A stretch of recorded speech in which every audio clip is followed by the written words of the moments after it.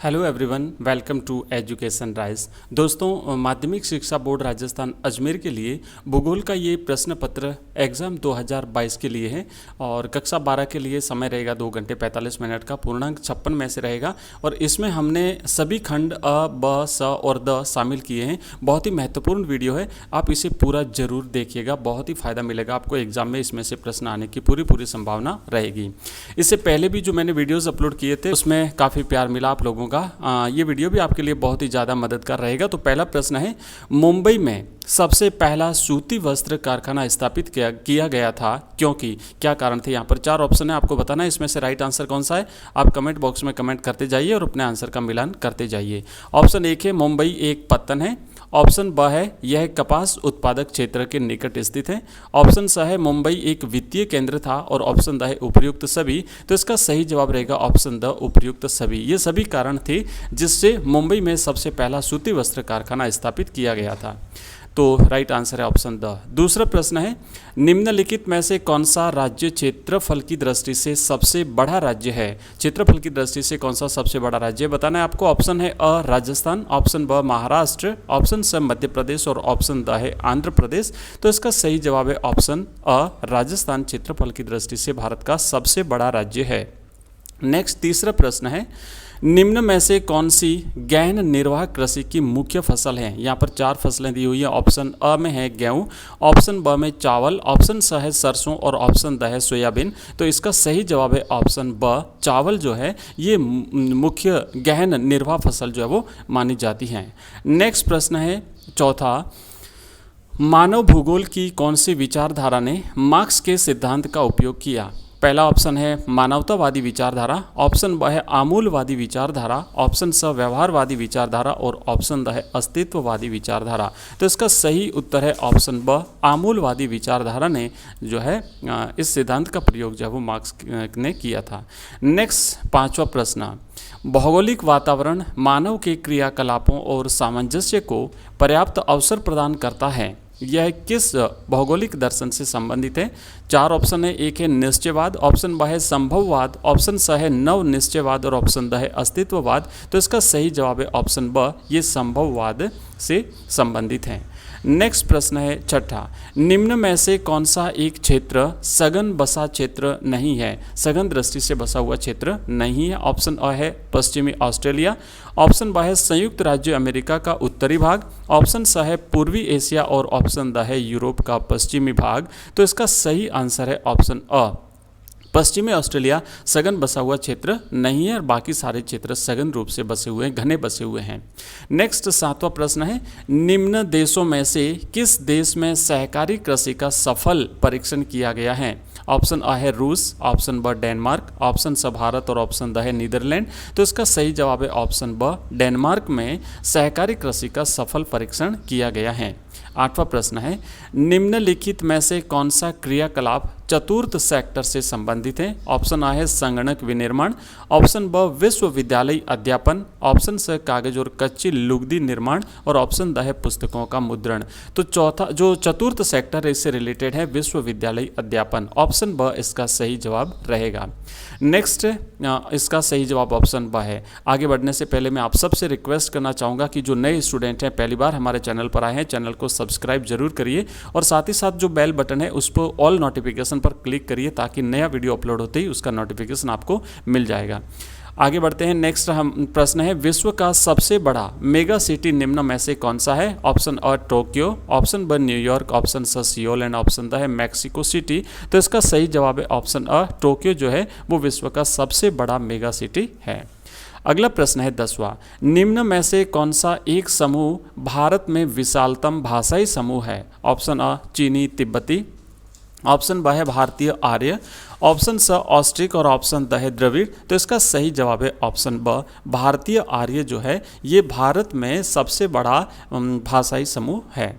अगला प्रश्न है 9वां प्रश्न है, राजस्थान में गुच्छित बस्तियों की अवस्थिति हेतु सर्वाधिक महत्वपूर्ण कारक कौन सा है। ऑप्शन अ है जातीय संरचना, ऑप्शन ब है जलीय संसाधनों की उपलब्धता, ऑप्शन स जलवायु और ऑप्शन द भूभाग की प्रकृति। तो इसका सही जवाब है ऑप्शन ब, जलीय संसाधनों की उपलब्धता जो है वो गुच्छित बस्तियों की अवस्थिति हेतु एक महत्वपूर्ण कारक है।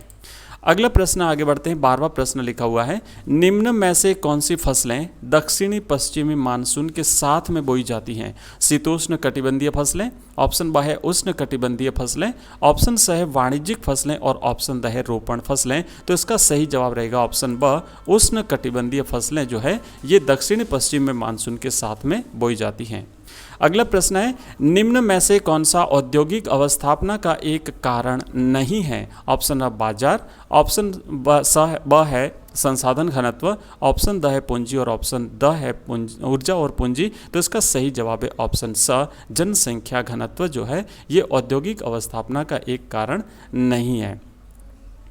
आगे बढ़ते हैं और ये ऑब्जेक्टिव कंप्लीट किए हमने, इसके बाद में हम करेंगे यहाँ पर रिक्त स्थान वाले प्रश्न। तो आइए शुरू करते हैं। पहला प्रश्न है, रिक्त स्थान वर्तमान में विश्व का सबसे बड़ा एवं उभरता हुआ तृतीयक क्रियाकलाप कौन सा है? तो पर्यटन जो है ये वर्तमान में विश्व का सबसे बड़ा और उभरता हुआ तृतीयक क्रियाकलाप है, पर्यटन यानी टूरिज्म।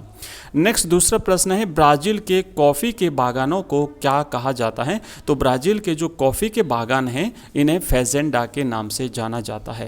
नेक्स्ट प्रश्न है, भारत का सबसे बड़ा गेहूं उत्पादक राज्य कौन सा है? तो भारत में सबसे ज़्यादा गेहूं का उत्पादन उत्तर प्रदेश में होता है। उत्तर प्रदेश भारत का सबसे बड़ा गेहूं उत्पादक राज्य है। नेक्स्ट प्रश्न है, राजस्थान में वर्षा जल संग्रहण ढांचे कहलाते हैं, तो ये टांका कहलाते हैं। राजस्थान में वर्षा जल का जो संग्रहण किया जाता है वो संग्रहण जो वो टांके में किया जाता है। अगला प्रश्न है, रिक्त स्थान जन संचार का प्राचीनतम साधन कौन सा है? तो जन संचार का प्राचीनतम साधन जो है वो है रेडियो। और इसी के साथ रिक्त स्थान वाले कंप्लीट हुए। और अब हम करेंगे अति लघुत्तरात्मक प्रश्न। अति लघुत्तरात्मक प्रश्नों में पहला प्रश्न है, जनसंख्या घनत्व ज्ञात करने का सूत्र लिखिए। आपको लिखना है कि जनसंख्या घनत्व ज्ञात करने का जो सूत्र है, यानी जनसंख्या घनत्व इज इक्वल टू जनसंख्या अपॉन क्षेत्रफल। तो जनसंख्या में एक क्षेत्र विशेष का जब भाग दिया जाता है तो उस इलाके का जो जनसंख्या घनत्व है वो प्राप्त हो जाता है। मान लीजिए किसी क्षेत्र की जनसंख्या 5 लाख है और उसका इलाका यदि 5 हेक्टेयर है तो हम 5 का भाग देंगे 5 लाख में, वो जो आएगा उत्तर उसे जनसंख्या घनत्व कहते हैं। ये जनसंख्या घनत्व जो है वो प्रति वर्ग किलोमीटर के हिसाब से निकाला जाता है। दूसरा प्रश्न है, जनसंख्या के वितरण को प्रभावित करने वाले कोई 2 भौगोलिक कारक लिखिए। तो जनसंख्या के वितरण को प्रभावित करने वाले भौगोलिक कारकों में एक है जल की उपलब्धता और दूसरा है जलवायु। नेक्स्ट प्रश्न है तीसरा, एशिया में बहुत अधिक स्थानों पर बहुत कम लोग और बहुत कम स्थानों पर बहुत अधिक लोग रहते हैं, यह कथन किसका है? तो यह कथन जॉर्ज बी क्रेसी का है। जॉर्ज बी क्रेसी का ये कथन है। नेक्स्ट क्वेश्चन है चौथा, मिश्रित कृषि की सर्वप्रमुख विशेषता क्या है? तो मिश्रित कृषि की सर्वप्रमुख विशेषता हम लिखेंगे कि मिश्रित कृषि में कृषि फसलों के उत्पादन तथा पशुपालन दोनों को समान महत्व दिया जाता है। नेक्स्ट प्रश्न है पांचवा प्रश्न है, लौह धातु और अलोह धातु उद्योगों का एक एक उदाहरण लिखिए।